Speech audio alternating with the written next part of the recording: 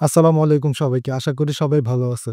গত রাত্রে mobile scrolling করতে, করতে একটা নিউজের দিকে চোখ গেল। চোখটা আটকে গেল এবং হতভম্ব হয়ে গেলাম, অবাক হয়ে গেলাম যে এটা কি নিউজ? একুশে টেলিভিশনের একটা নিউজ। নিউজটা হচ্ছে এরকম, তারা থাম্বনেলটা করছে।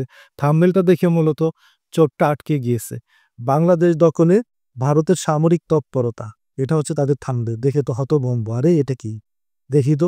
আর টাইটেল করছে হলাম ফাঁস হলো ভারতের ষড়যন্ত্র, বাংলাদেশ দখলের পরিকল্পনা করছে ভারত।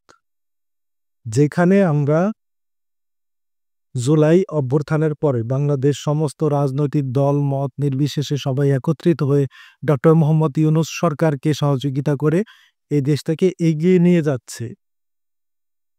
এগিয়ে নেওয়ার একটা পরিকল্পনা চলছে বা এগিয়ে যাচ্ছে দেশটা হাঁটি হাঁটি পা পা করে। তো সেই এগিয়ে যাওয়ার পথে একমাত্র বাধা আওয়ামী লীগের পরে ভারত। ভারত নানাবিধ চক্রান্তে লিপ্ত আমাদের দেশটাকে অস্থিতিশীল করার জন্যে। যদিও তারা বিভিন্নভাবে বিভিন্ন চক্রান্তে করতেছে চক্রান্ত, কিন্তু সফল হতে পারছে না তারা। কিন্তু থেমে নেই কিন্তু ভারত।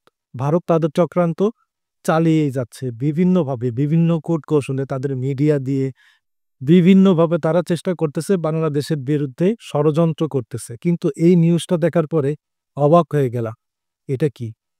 ভারত বাংলাদেশ দখল করবে? আদৌ কি এটা সম্ভব? আমাদের করণীয় কি? এটা নিয়ে রাত্রে আর কি ঘুম হয়নি। ভাবলাম যে আসলে কি এরকম হবে? ১৯৭১ আমরা রক্ত দিয়েছি।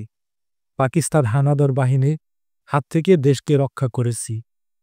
২০২৫ সালেও কি আমাদের মাঝে এরকম একটা কিছু ঘটবে? নানা চিন্তা, নানা টেনশন। তো নিউজটা দেখলাম, পরে নিউজটা নিয়ে একটু ঘাটাঘাটি করলাম যে আসলে নিউজটা কতটুকু কি? পরে দেখলাম যে এখানে সাংবাদিক ইলিয়াস হোসেন, প্রবাসী সাংবাদিক, উনি ফেসবুকে একটা স্ট্যাটাস দিছেন। সেই স্ট্যাটাসকে কেন্দ্র করেই মূলত একুশে টেলিভিশন এই নিউজটা করছে। তো ওনার সেই স্ট্যাটাসটা আমরা একটু দেখব। সাংবাদিক ইলিয়াস হোসেন কি স্ট্যাটাস দিয়েছেন? তো উনি দিয়েছেন, বাংলাদেশ দখলে পায়তারা ভারতের। মেজর সুমন আহমেদের উদ্ধৃতি দিয়ে একথা জানিয়েছেন প্রবাসী সাংবাদিক ইলিয়াস হোসেন। বুধবার ১৬ এপ্রিল এক ফেসবুক পোস্টের মাধ্যমে একথা জানান ইলিয়াস। ইলিয়াস তার পোস্টে বলেন, খাগড়াছড়ি থেকে মাত্র ২৪ মাইল এবং ফেনী থেকে মাত্র ৯৬ মাইল দূরে মিজোরামের লেংপুর বিমানবন্দরকে ভারত এখন ফুল স্কেল এয়ারফোর্স ব্রেঞ্চ আপগ্রেড করছে। অন্যদিকে সম্প্রতি প্রকাশিত স্যাটেলাইট ছবিতে দেখা গেছে পশ্চিমবঙ্গের পানাগড় এয়ারফোর্স স্টেশনে বড় আকারের মেরামত ও পুনর্নির্মাণ শুরু করেছে। ২৬ ইন্টু ৩১ আকারের শেড ও নতুন ট্যাক্সিওয়ে দেখে স্পষ্ট সেখানে সান-৩০ সহ আধুনিক যুদ্ধবিমান পরিচালনার প্রস্তুতি চলছে।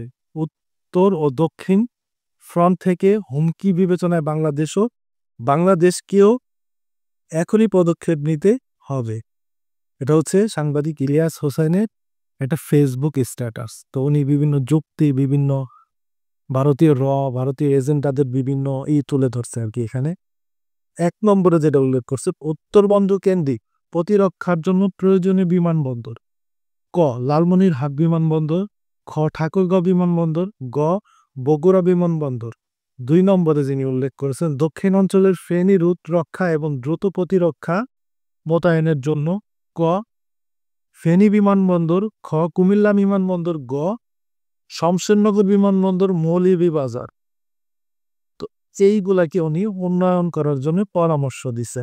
বিশেষ করে মিষ্টাই ইকোনমি জোন, যেহেতু এটি একটি ট্রানজিশন এবং ইনভেস্টমেন্ট ভিত্তিক এলাকা, সেখানে দ্রুত একটি স্থানীয় সেনানিবাস স্থাপন করার দাবি রইল। উনি দাবি জানাইছে যাতে ভারত যদি বাংলাদেশকে কোনো কারণে অ্যাটাক করে বা বাংলাদেশ দখলে পায়, তারা করতে চায়, যাতে আমরা প্রতিরক্ষা করতে পারি, প্রতিরোধ করতে পারি। সেই জন্য উনি কিছু দিক নির্দেশনা বা পরামর্শ দিছে।